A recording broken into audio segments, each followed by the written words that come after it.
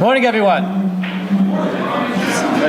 Pleasure to be here with everyone this morning. Our final wrap-up, round-up day of the Yarchei Kallah.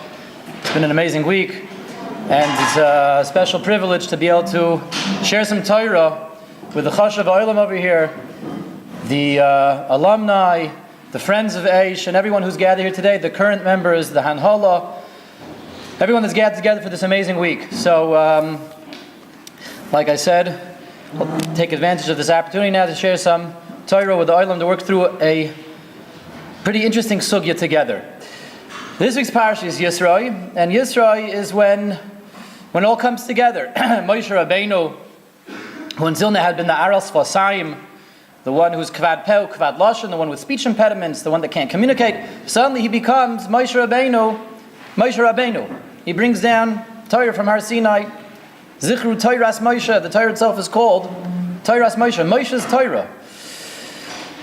And this is the elevation that Moshe receives without getting into the details. As Farm tell us that the Kvad Peh was really the result of the fact that Adarab, his neshama was so high that his guf was holding it back. By Har Sinai, he gets that elevation in order to make the revelation, to reveal and to give and to transmit the Torah to Kallah Yisrael. And we know that there's a fundamental difference between the Nevuah, the level of prophecy of Moshe Rabbeinu, which enabled him to be the transmitter of Torah, and that of all other prophets. Moshe speaks to HaKadosh Baruch Hu, peh el peh, face to face, panim el panim. Moshe Rabbeinu has a clear communication, a clear line of communication with the Rebbeinu Shalom, with God Himself.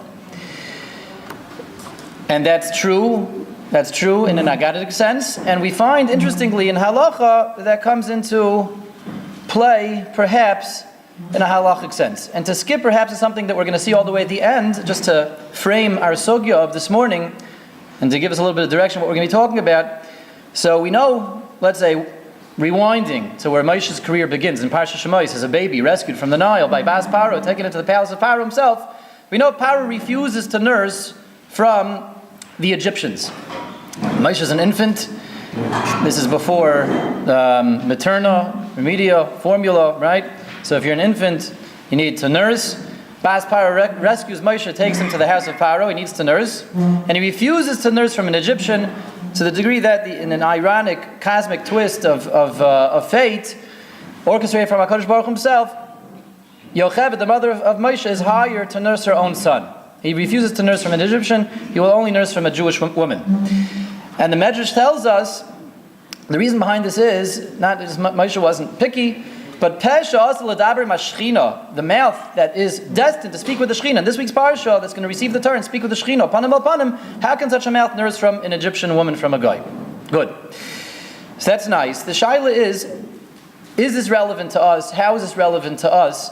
And what does this mean in terms of the greater sugya at large of what we call ma'achalos asuros, forbidden foods, things we're allowed to eat, and things we're not allowed to eat? So we're going to explore this topic today. And we're going to begin with a principle that's pretty well known, which is captured here in source 1 over here of our source sheets, which there's still extra copies, I believe, on the beam. Are there extra copies over there? Yes, there's extra copies on the beam if anyone does not have. So we have, in Parsha Shmini, the Torah goes through the Parsha Ma'achalos Asuros. And we have source number 1 over here is the psukim that conclude the Parsha Ma'achalos Asuros, what we can eat, what we can't eat, forbidden foods and non-forbidden foods, which we also call permitted foods. So at the end, the Torah summarizes all this and tells us the following. Let's read this together. Pasuk Mem Gimel. Al tishaktu es nafshay seichem b'chol asher tzasheretz v'lo yisitamu bohem v'nitmeisem bam. Don't defile, disgust yourself, make yourselves disgusting with all these creepy crawlies that creep and crawl. Don't contaminate yourselves. And you will be nitmeisem. Now, nitmeisem is an interesting word. At first glance, it looks like tumah, but it's missing the aleph. So the pashut pshat is, yes, this is tumah that's missing the aleph. But Chazal learn from here, nitmeisem, without the aleph, is not related to the word tumah, it's related to the word timtum, otum. Timtum means to be sealed, to be clogged, to be blocked. The pasuk goes on, Ki ani Hashem Elokeichem, I am Hashem your God, v'yiskadishtem. Sanctify yourself with the aforementioned instructions, the parsha of Ma'achalos Asuros. Sanctify yourself with this. V'isem kedoshim, you will be holy. Ki kadosh ani, I am holy. And Hashem is telling us that a way for us to appreciate, to be in touch with Hashem's holiness, is to sanctify ourselves through being careful about what we eat. Again, don't, this time, don't be matami yourselves, through all the things you're not allowed to eat, the shratzim and everything else in that category of forbidden foods. Okay, so let's return to that word v'nit meisem. And as we said, Chazal point out that this is really related to the word atum and timtum, not tum'ah, which means the Torah is telling us there's a certain amount of tum'ah that comes from eating ma'achalos asuros, but there's also a special property. We don't find this by other areas in the Torah that the Torah has forbidden. We find this indigenous and specific to ma'achalos asuros, this idea of nit meisem, without the aleph timtum atum, timtum halev, Chazal refer to it as. There's an idea that if we ingest and consume things that we are not supposed to be, aside from the spiritual contamination, there's a spiritual blockage. There's a spiritual clogging of our spiritual arteries, something called timtum halev. Timtum halev. But what does that mean practically? That means perhaps different things, maybe the pashut shot of what that means. Someone that has timtum halev, that's not careful with what he eats, his heart gets clogged, gets contaminated, that means his ability to be interested in Yiddishkeit, his ability to be excited about Yiddishkeit. How excited do we get when we sit down and open up a Gemara? How excited do we get about Shabbos, about Yom Tov? These are all functions of the leiv, of the Jewish leiv, of the Yiddish hearts, as we say. The Jewish leiv. And the ability to be touched by Ruchnius, the ability to appreciate and be excited about Ruchnius is a function of how active is my leiv, how accessible is my leiv, my Jewish heart. If it's atum, if it gets stopped up and contaminated and clogged up, then it's difficult to engage the Jew in Jewish things, because the Jew's heart, his Jewish heart, has been clogged up. So again, that shows up in all the aforementioned examples. There's other approaches, perhaps other ideas, which are also true. And Timtum Alev, but that's good for now. Again, do we get excited about Shabbos Kodesh? Do we get excited about learning, about mitzvahs, etc.? Good. All right. In any case, we've established that ma'achalos asuros are different than all other areas of the prohibitions of the Torah, and that they have a property called Timtum Halev. Now let's ask a question. Chazal tell us that there is Timtum Halev when you eat things you're not supposed to eat. So that's true. Emes. Question is, what about these forbidden foods creates the Timtum Halev? Immediately, there's two ways this can go. There are two distinct ways of understanding this, and they are different and distinct and independent of one another. What about the shrimp? What about the red lobster is making Timtum Halev, Rabbi Yisai? Is it the physical properties of the shrimp itself? In other words, we would, to have a place marker, a reference word for that in Lumdus, we'll call that mitzias. Is it the actual physical properties and characteristics of the shrimp itself, the ma'achalos asuros itself? There's something bad about it, there's something wrong with it, and there's something damaging about the intrinsic properties of the food itself. That's one way of understanding it. Or perhaps has nothing to do with the shrimp itself. Shrimp is fine. What's the difference between shrimp and gefilte fish? It's all, this is just food. These are things swimming around the ocean that Hashem made. Intrinsically, there's nothing the matter with it. It makes Timtum Halev. Perhaps the Timtum Halev is not coming from the food, it's coming from the Aveira. The Aveira.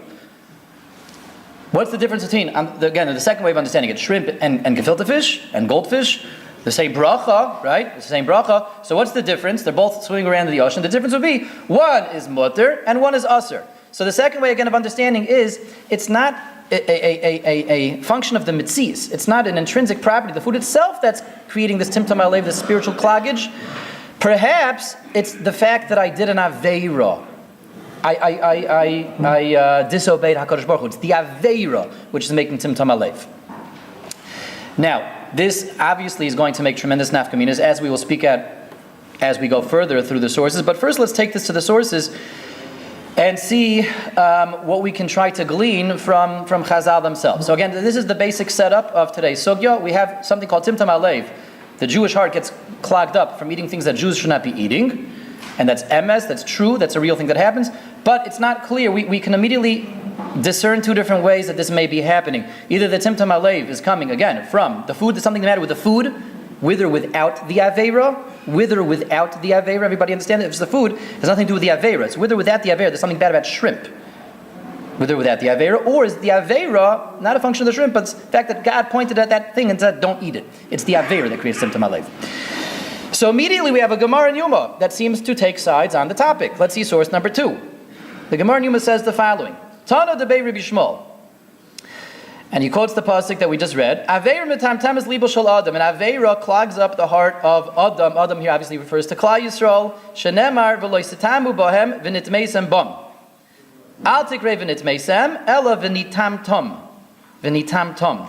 The Torah tells us don't eat all these things you're not allowed to eat, lest you become defiled and nitam tom. Says Rabbi Shmuel, it's not nitam tom, it's not nitmeisem. Don't read it as if it's nitmeisem without the aleph. Nitam tom, don't get clogged up. Because this is one of the sources for the concept of Tzimtzum HaLev, but the Gemara is quite clear, if we read it clearly, what's making the Tzimtzum HaLev. There's an extra word that's thrown in over there. What did the Gemara say? Tana Rabbi Shmuel. Who caught it? Who caught it? Aveira. Excellent. Aveira mitam temes liba shel Adam. It seems to be a mefurish Gemara. Aveira mitam temes liba shel Adam. Doesn't say that it's the lapser that's doing it, it's the chazer that's doing it, it's the gerbils, if that's what you like, that's doing it. No. It says Aveira. Aveira mitam temes liba shel Adam. Seems to be quite clear from the Gemara that is the second side. Which would mean, let's explore an immediate nafkamina. As we just stressed this just now, the two tzadim are, again, it's either the food that's making Tzimtzum HaLev without the Aveira, or it's the Aveira and not a property of the food itself. What would be an immediate nafkamina? An nafkamina would be, there are times that a Jew finds himself compelled, unfortunately, to eat things that are forbidden. We can construct and concoct situations.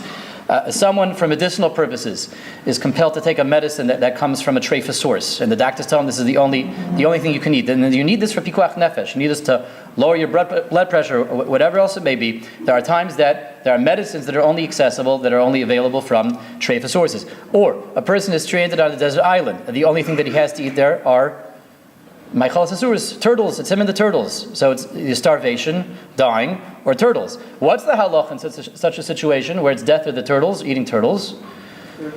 He's chayiv to eat the turtles. He's chayiv. V'chay bohem. He's chayiv to preserve his life by eating Maichalas Asuras.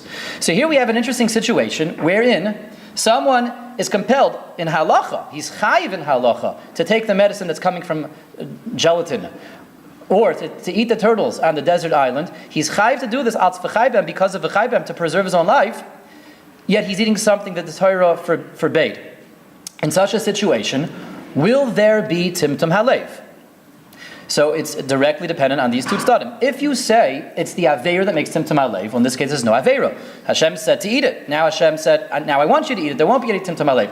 If we say that Tzimtzum HaLev is a function of the food, not the Aveira, with or without the Aveira, if there's something damaging to the Jewish heart and the Jewish soul from turtle meat, then you correct your chayiv to eat it, but as we say, tough luck. That's life. If we go with the first side, that it's the food itself, that's a mitzvah, it's an intrinsic property of the food, we'd say, yes, this is what you're chayiv to do right now, and when you are rescued, you'll have to go seek out a gadol and ask him how to purge your system of the Tzimtzum HaLev. That's what will come to that. This would be a tremendous nafkamina. If it's the Aveira again, there's no Aveira, there's no Tzimtzum HaLev. If it's the food, it has nothing to do with whether or not there's an Aveira. This food is damaging. Hashem said stay away from that food, from turtles because they're damaging. This would be an immediate and tremendous nafkamina. So based on the Gemara over here in Yuma, it would seem quite clear that you're okay.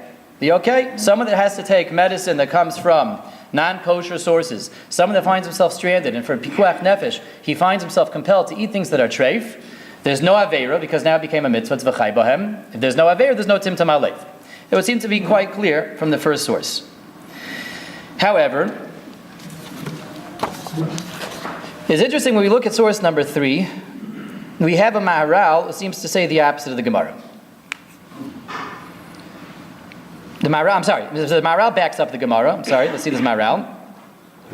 The Maharal goes step by step together with the Gemara, and the Maharal, let's read this together, Perek Amar Lamamu, he quotes the Gemara, and he confirms that this is the right pshat in the Gemara. Good,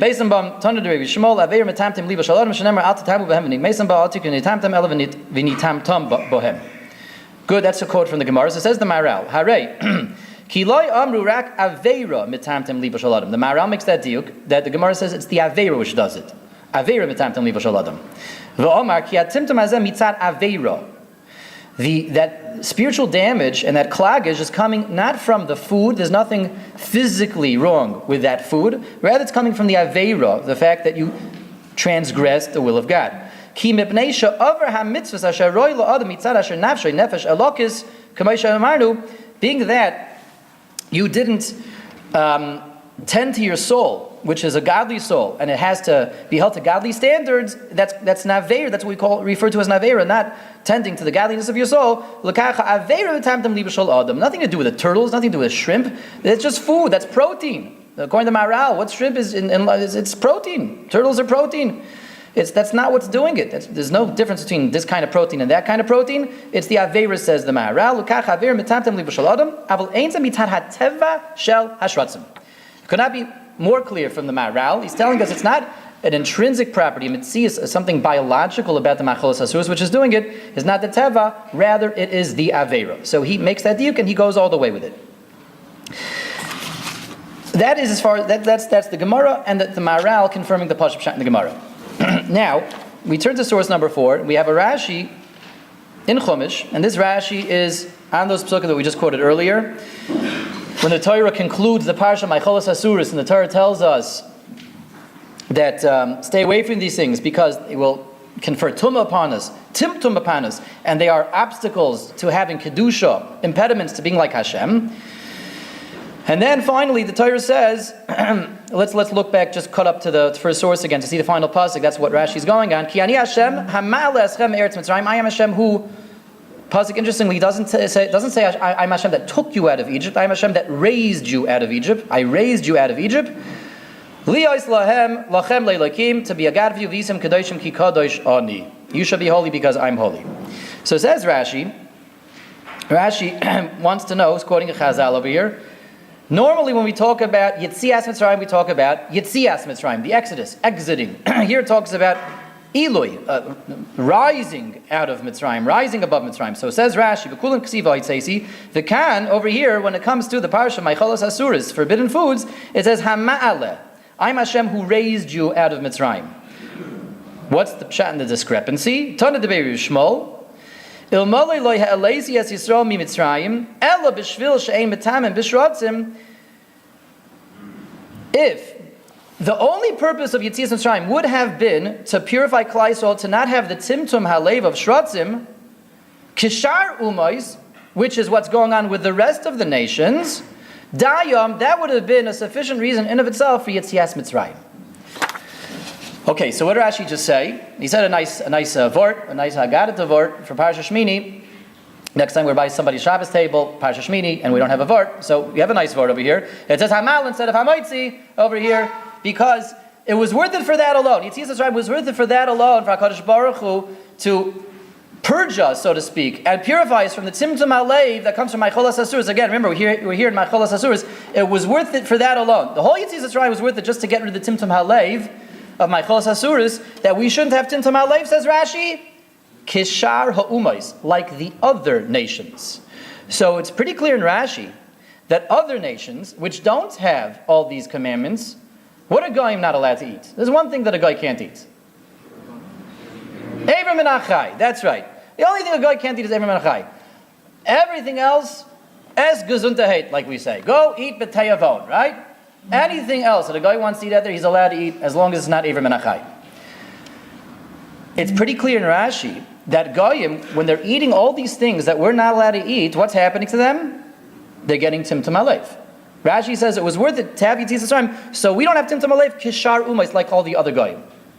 So again, it's implicit and pretty much explicit in this Rashi that goyim receive timtum alev when they're eating things like shrimp and lobster and chazer and the like. The question is, that doesn't seem to make any sense. Let's speak it out, Rabbi Yisai. If timtum alev is a function of the aveira,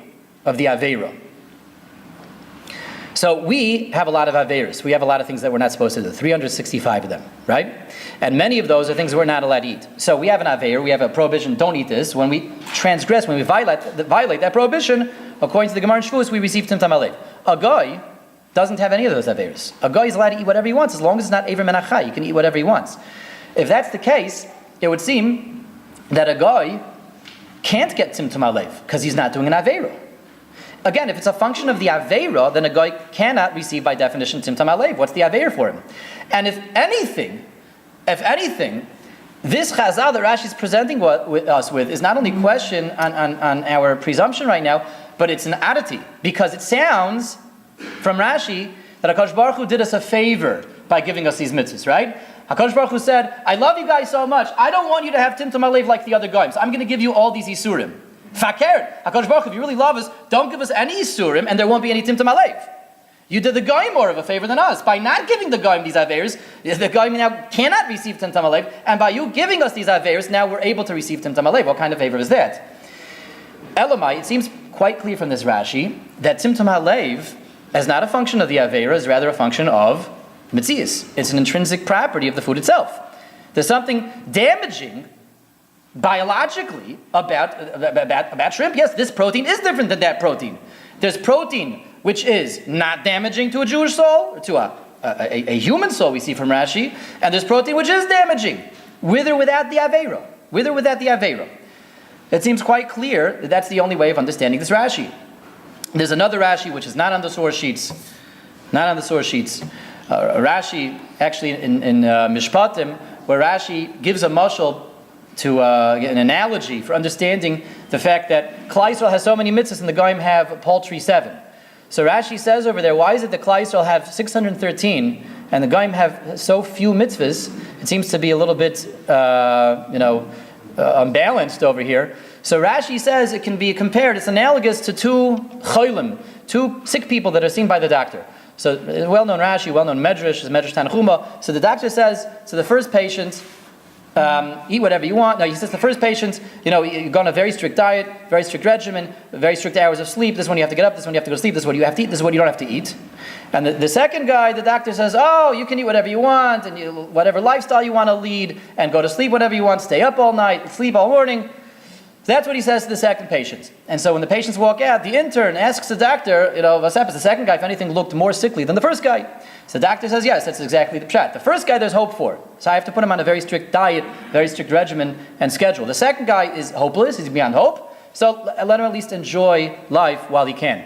So the Medrash says this is analogous to Kallah Yisrael and the Umas Ha'olam. Kallah Yisrael, there's hope for us. Not just hope, there's eternity for us. We have nitzchias. We have to be very careful how we're going to make it, how we're going to get there. We have to be very, very careful, otherwise we won't arrive at nitzchias. Nitzchias is for Kallah Yisrael, not for the Umas Ha'olam. The Umas Ha'olam, let them at least enjoy Olam Hazeh. So we don't put them on a strict diet. Again, it's the same exact idea. We see that we're telling the Goyim to live a lifestyle that's damaging to them. That's clearly what's going on in that medrash. It's a damaging lifestyle, but let them at least enjoy it in the meantime, even though it's going to dig for them an earlier grave, perhaps, based on this analogy. That's the analogy the Chazal are giving. This guy is sick, and therefore, even if he eats things that are damaging to him, that are not good in his best interest for his physical health, he's beyond hope anyway. So we have a second medrash, which Rashi brings down, which both are clearly indicating that it's not the Aveira that's creating the Tzimtzum Halev, rather it is the Metzias. Now, source number 5, we're going to come back to. I want to see first a couple more sources. First, source number 5 is a Meshech Chachma. We will get back to that momentarily. That happens sometimes. Rabbi Yisai, the photocopier, sometimes does do things in the wrong order. That's okay. We're going to come back to it. Let's see source number 6. Source number 6 is a Tosfos in Chagiga.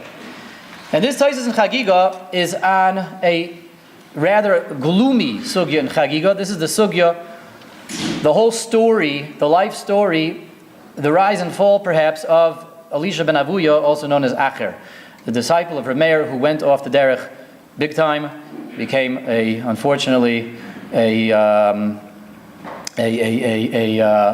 star heretic, and he slaughtered Talmidei Chacham. He had a very unfortunate end, Elisha ben Avuya. And again, the whole tragic story is over there in Chagiga. And this Tosfos is a pretty long Tosfos. What the Tosfos wants to know is what went wrong? Where did Elisha ben Avuya go off? What created such a tremendous apikaris? What created such a tremendous rebellion against all that's holy, against HaKadosh Baruch Hu? So Tosfos brings down a Yerushalmi. Most of this Taisus is a direct quote from the Yerushalmi, and the Yerushalmi gives reason after reason after reason after reason as to what went wrong. Where did he go off? What happened with Elisha ben Avuya? Where did he go wrong? We want to see, it's a very interesting Taisus, so you guys can take these home, I believe, so you can see the rest of the Taisus later. But for our purposes, we want to focus on a section towards the end of this Taisus. Okay, the brackets over there. And Taisus says another idea that is really again coming from the Yerushalmi, another insight as to what created the tragic end and the doomed story of Elisha ben Avuya. So says Taisus, when his mother was expecting him, when he was in utero, she was pregnant. She walked in front of a Beis Avodah Zarah, and they were busy roasting treifa meats over there for their gods. She caught a whiff of the barbecue that they were making over there, of the roast. She smelled it, and she had a tremendous taiva for it. She had a craving, this pregnant woman, for this treifa meat. And she ate it. After she ate it, this treifa meat that she ate started surging through her system and it was running around her entire system, like venom. So this is another suggestion the Yerushalmi makes. This is something that's known to Yerushalmi. This is what happened when Elisha ben Avuya's mother was expecting him, and this is what led to his downfall. So now, there's a well-known halacha that what do we do in such a situation? If a woman is pregnant and she smells something that's forbidden, that a Jew is not allowed to eat, but she has a craving. She has a craving for it. What's the halacha? She's allowed to eat it. It's called sakonas nefashis. She has a heter to eat it. That's sakonas nefashis. It's endangering her life and the life of her unborn child if she doesn't eat it. The halacha is 100% mutter for her to eat it. 100% mutter without any shyness. Yet we have a Yerushalmi telling us that it was through such a halachic dispensation which threw Elisha ben Avuya off, that introduced a venom into the system of his mother, and that venom went into her baby, and that venom is what led him off the derech. So again, Rabbi, so we have a situation which is yet again a nafkamina splitting its way through these two tzadim over here. She ate my cholas asuras, correct. Was it aser? No, it wasn't aser. But she eats something that was physically, that food that Hashem forbids? Yes. It created a clear timtum halev in her child. If the timtum halev comes from the aveira, what's the problem over here? How could this throw Elisha ben Avuya off? How could this be mentioned as one of the combining factors, one of the contributing factors that threw him off if it's the aveira? There is no aveira. Rather, yet again, we see from this Yerushalmi, it seems to be perfectly in line with Rashi number 1 and Rashi number 2, that it's not the aveira per se that makes the timtum halev. It's the mitzias. It's something physically damaging about the physical properties of the food itself. We have a third source. Again, that's not like the Gemara in Shavuos. Now let's see source number 7. We have a Ramban, one of the Rishonim over here. The Ramban at the end of Mishpatim, where it talks about what Jews can eat and what Jews cannot eat. Al Kain Omar, says the Ramban, V'anshe kodesh tiyu and li kloimar ani chavet shetiyu anshe kodesh ba'avur shetiyu ru'uyim li. I want you to be men of holiness so that you can be befitting for a relationship with me. What does that mean? L'davka. To be like me, to emulate me, to be at one with me. L'davka bi sh'ani kodesh, because I'm holy. Therefore, don't contaminate and defile your existences with things that are contaminating. The Kach says the Ramban.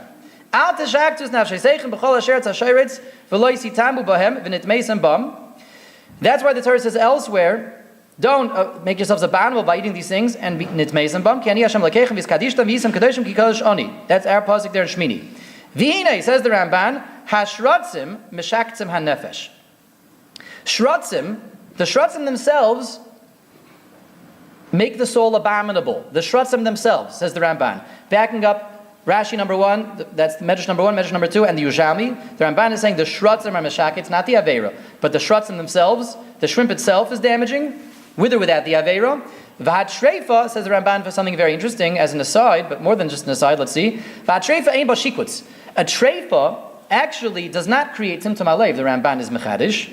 It still gives you kedusha when you refrain from eating it.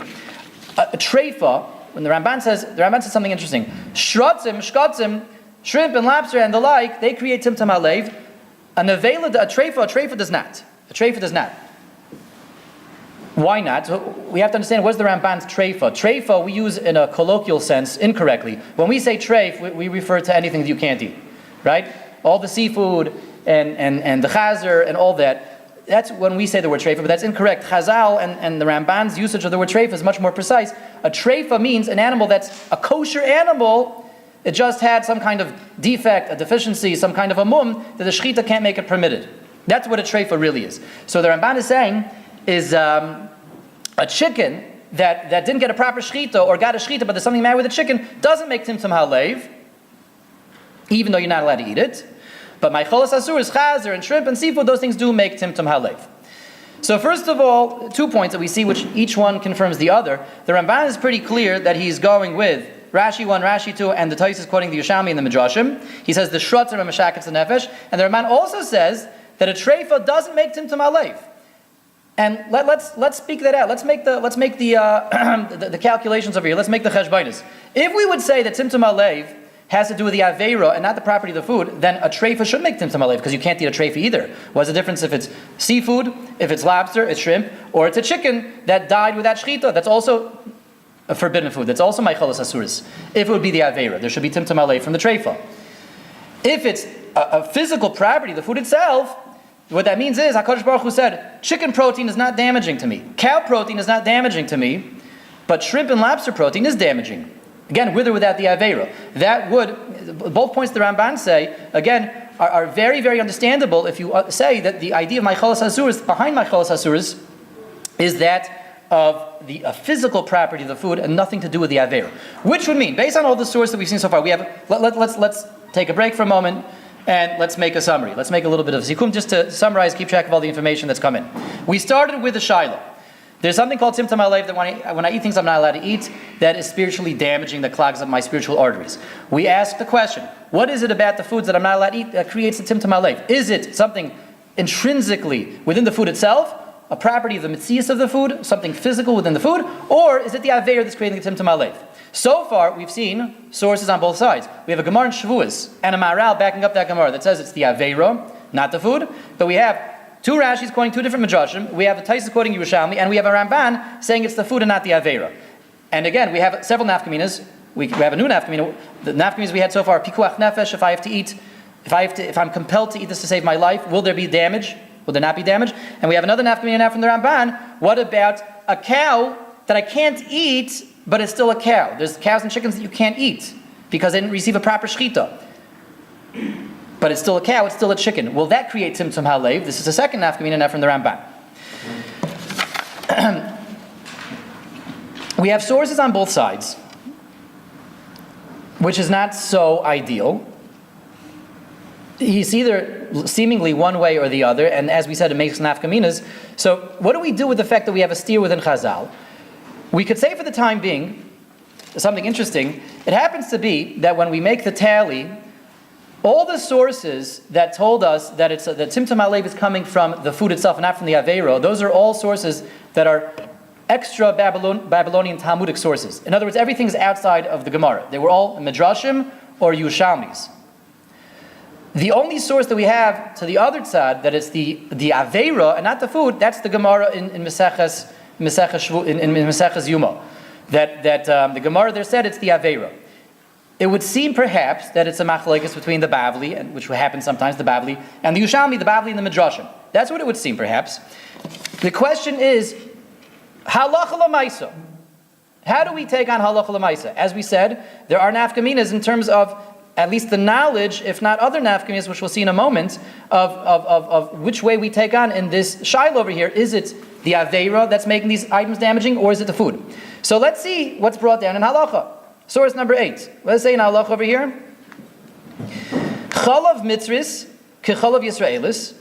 So the Ramah paskins over here in Yeridea that an infant who needs to nurse, he can nurse from milk from a mitzris. Mitzris is probably just a change from the censor. The chalav of a goy. He's allowed to nurse from a goy, kechalav Yisraelis, just like he's allowed to nurse from a Jewish woman.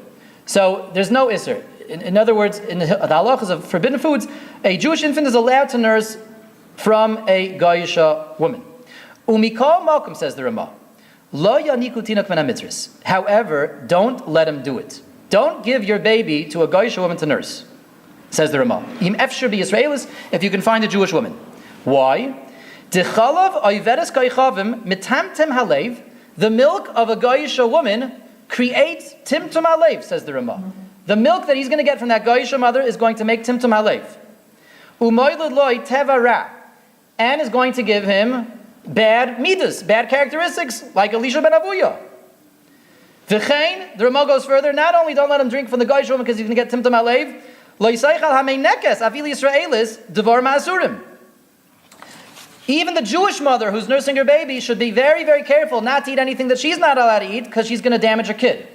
Now everybody wants to know, this is a weird halacha. If she's nursing, she should make sure not to eat things that are usher because she's going to damage her kid. And if she's not nursing, she's allowed to eat things that are usher? What's going on? So the Noisei Kalim all speak out the same thing, that what this halacha is that even when, this is what the Noisei Kalim speak out, even when that nursing Jewish mother has dispensation to eat Maicholas Asuris, has a heter to eat things that she's not allowed to eat because of Pikuach Nefesh, she should make sure for the next 24 hours not to nurse her baby. Find another Jewish woman. That's what this halach is. Even when she has to eat, the Jewish woman, the Jewish mother, when she has to eat things that are forbidden, she should make sure until it gets out of her system, have someone else nurse her baby. Again, because it's going to create timtum halev. So Rabbi Yisai, what seems to be the opinion and the sentiments of the Ramah over here in halacha? What's making the timtum halev of Maicholas Asuris? Is it the physical property of the food, or is it the aver? It's clearly he's going with tzad number, in this way. The tzad of the property of the food is something intrinsically damaging about the food, not the aver at all. Is there an avera involved in nursing from the Goyish woman? No. Yet, it's explicit the Ramah that's going to make timtum halev. In a situation where the mother had to eat for pikuach nefesh, there was no aveira, yet the Ramah is paskening, is advising us strongly in halacha, advising us, don't do it because it's going to create timtum halev. It would seem quite clear that we go with that side. And when we turn back to source number 5, we find the same thing in the Meshech Chachma based on a different halacha. The Meshech Chachma says,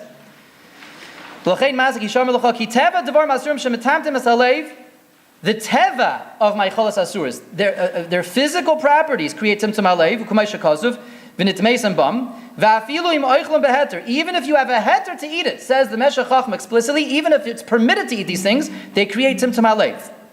V'lochein yechalol Shabbos l'chayla v'lo yachilanu nevela. Therefore, says the Meshech Chachma, in halacha, if I have a choice, someone on Shabbos is dying and needs food, I can either give him a nevela, something that he's not allowed to eat, or I can do a shchita on Shabbos, Mibachal Shabbos with a shchita, and give him from shechted meat. Says the Meshech Chachma, halacha, you're supposed to shecht and give him shechted meat rather than open up the fridge and give him nevela meat from the fridge, whatever it was doing in the fridge. But you're supposed to shecht the nevela first and shecht an animal on Shabbos and give him geschachtene flesh, give him meat that was shechted on Shabbos rather than give him a nevela which doesn't entail any chilul Shabbos. And the Meshech Chachma is telling us it's for the same reason. Maicholas Asuris create timtum halev, and meat that's shechten on Shabbos, it's an aveira, but doesn't make timtum halev. And the Meshech Chachma is telling us it'll make timtum halev even when I'm sanctioned in doing it, even when I have a heter to do it, even when I'm chayiv to do it, it's still going to make timtum halev. Incidentally, we do have a machlokes here between the Meshech Chachma and the Ramban. The Meshech Chachma is telling us that timtum halev, that an aveira will make timtum halev, and the Ramban seemingly understood not that way. Okay, within the camp of it being a physical property of the food, there's a shaila of, is it cows are not damaging, or does it have to be a cow that got shechita that's not damaging, Seder? But in any case, the Meshech Chachma is going with how it's paskened in Shulchan Aruch. So now, it would seem quite clear that la halacha we take on that is definitely, most certainly, not the aver that creates the timtum halev, it's rather the food itself. Reb Chaim Kanievsky, in several places, seems to say the opposite. He has a sefer called Orchos Yosher, and in Siman Yud Gimel, that's on the 3rd page of the source sheets, which many of you may not have. Technical issues with the photocopier. But anyway, I'll say it aloud, and I'll say it maybe even inside. Reb Chaim Kanievsky says that timtum halev comes not from the food, but from the aveira. So it doesn't come from the food, it comes from the aveira. And he says, that's why someone that eats food, even if he eats b'shoigeg, rather, even if he eats the food b'shoigeg, a shoigeg is an element of an aveira, and he has to purge this timtum alei from his system. But Reb Chaim Kanievsky says very clearly that it is, don't make any mistakes, he says it's not something different about the food, it's the aveira itself. It's brought down in his name, the same thing, and there's a sefer called Derech Sicha, on the Parsha, where someone took walks with Chaim Kanievsky and transcribed the conversations that they had. He says the same thing over there. Now, in Derech Sicha, Chaim Kanievsky asks a question on himself. He says, if the halacha is, if the understanding is that it is the aveira which makes the timtum alev, not the physical properties of the food, why is it, first of all, that the Meshech Chochmah is telling us that on Shabbos you're supposed to shecht rather than feed someone in avela? There's no aveira right now. And why is it that this baby is not supposed to nurse from a mother that ate something she's not allowed to eat? There's no aveira going on. So Reb Chaim Kanievsky grapples with these two questions, and Reb Chaim Kanievsky's answer is, being that in those situations, it's efshar b'inyan acher, he says. Since it's possible to obtain kosher meat, and it's possible for the baby to be nursed by someone that didn't eat something that's treif, therefore, if you fail to do that, that'll create timtum halev. Even though it's the aveira, but when there's a different source, when there's an alternate source for the food, like on Shabbos, I can chef and I can give him kosher meat. This baby can nurse from a mother that didn't eat something treif. If there's an alternate source, that will create timtum halev. Now that's a little bit interesting, because on the one hand, Reb Chaim Kanievsky is telling us it's the aveira, and these situations, in other words, when you have someone who's sick and he is an einus, he has pikuach nefesh, compels him to eat, that's not really called an aveira anymore. So if it's not called an aveira, how does that reconcile with Reb Chaim Kanievsky telling us that yes, it's not aveira, but nevertheless, if you have another source of meat, then this will create timtum alev. Another source for the baby to nurse from, this will still create timtum alev. So Reb Chaim Kanievsky says a very interesting idea. I'm going to present this. I know it's wrap-up time right now, so I'm going to present this idea that he says. Interesting idea. It's somewhat of a chiddush, perhaps. It says Reb Chaim Kanievsky that even an act of what we call an einus, even an act that's an einus, where I'm compelled to do it because of pikuach nefesh, and I have no choice. Like we said, I'm stranded on the island with the turtles and there's nothing else to eat.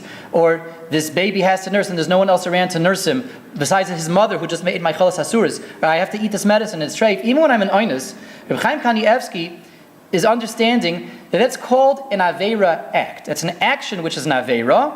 The action itself is an aveira. But rather the Torah says we will provide an antidote to the aveira in the form of the mitzvah of self-preservation. This is more or less his lashon in Orchos Yosher. I'll just read it very quickly because it's a very big chiddush. But he says,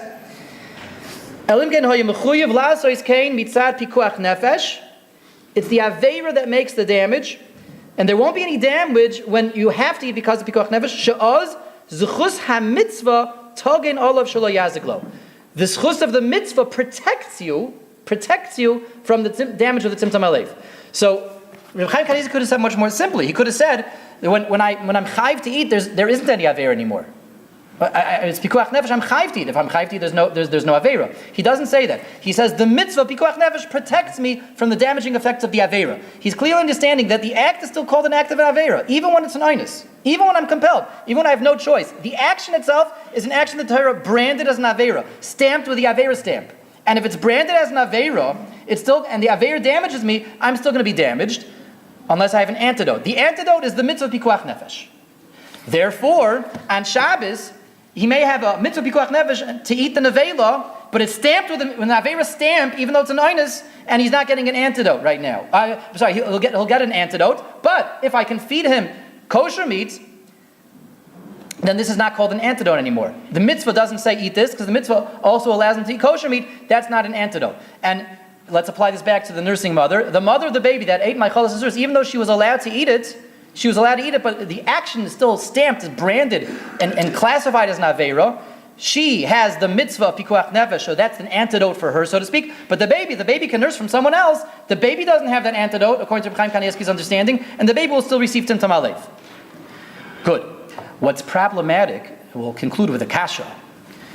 What's problematic is, what are we going to do if we go with Reb Chaim Kanievsky's understanding? with the first halacha in the Ramah. The first halacha is, again, Lo yaniku tinuk min hamitzrasim efshar b'Yisraelis. A Jewish baby should not nurse from a Goyish mother. Why, says the Ramah explicitly? Because it's mitamtem halev. Explicit in the Ramah. If a Jewish baby nurses from a Goyish mother, it's going to create timtum halev because of all the shrimp that's running around in her system. All the shrimp in her system. It's going to create timtum halev. So what are we going to do with this? At least in the case where it's a Jewish mother that ate something, so that's an avera, even if it's a nice, like it's an avera stamp. Good. There we can go with such an idea and such an explanation. But a Goyish mother, she can eat whatever she wants. If we're going to believe that it's the avera that's creating timtum halev and not the physical properties of the food itself, it's the avera. How on earth are we going to explain how a Goyish mother, a Goyish woman that nurses a Jewish baby creates timtum halev? For her, there is no avera, there's no stamp whatsoever. So even if this baby can get milk elsewhere, but he's receiving milk that has no stamp on it, he's receiving milk that's not avera milk. He's receiving milk that was 100% mutter for this mother to eat. It's very difficult to understand how the Mahalach of Reb Chaim Kanievsky works with that halacha. It would seem that the Ramah does believe that it is not the avera, it's the food itself, and it's the shrimp and the lobster itself which is now running through this woman's system, this Goyish woman's system, and that's going to create timtum halev and not the avera. So in halacha, we have the Ramah, we have Reb Chaim Kanievsky's approach, we have a question on the approach, but the bottom line is, we got to be very careful about what we eat, and the bottom line is, according to the Ramah, when we do find ourselves being compelled to eat something that we're not allowed to eat, even if it's a beheter, even if we are sanctioned in doing so, there will be an element of timtum halev. What's the eitzah? Someone has to take gelatin caplets because of for some medical condition. Someone is stranded on an island and all he has to eat is maichalas asuris. There will be timtum halev. What is the eitzah? What does the Rebbe Shalom want from him? One eitzah would be something that's called bittul. And this is something that's brought down in the Shalah and in the Bnei Yissaschar. And they say that what happens if there's an idea called bittul b'shishim. If treifa food falls into my chalent pot and it becomes batal, the halach is you're allowed to eat it. I can make timtum halev. Say the Mefarshim doesn't make timtum halev because here the Torah says I'm allowed to eat it, and the fact that it's batal says that it doesn't exist anymore. If it's non-existent in terms of the shishim, the taste doesn't show up. That's what created. In other words, the idea of bittul is linked to the negation of the taste and negation of the presence. It's non-exist anymore. It's said to not to exist. If it doesn't exist, then not only the aver doesn't exist, the physicality of it doesn't exist anymore. Therefore, it's not regarded as if I ingested something that's asur. So, if someone has to eat something that's asur, you could be mavatl. There's other ways of doing bittul b'shishim, or take the taste away, pour something very sharp all over it, douse it in vinegar.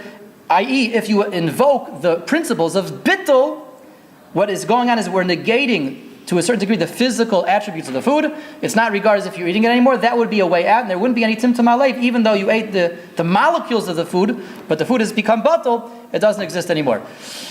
Okay, everyone should be well. Thank you all for joining us this morning for the sugya, and a lot of hatzlacha, now and always, Rabbi Yisai. Kol tov.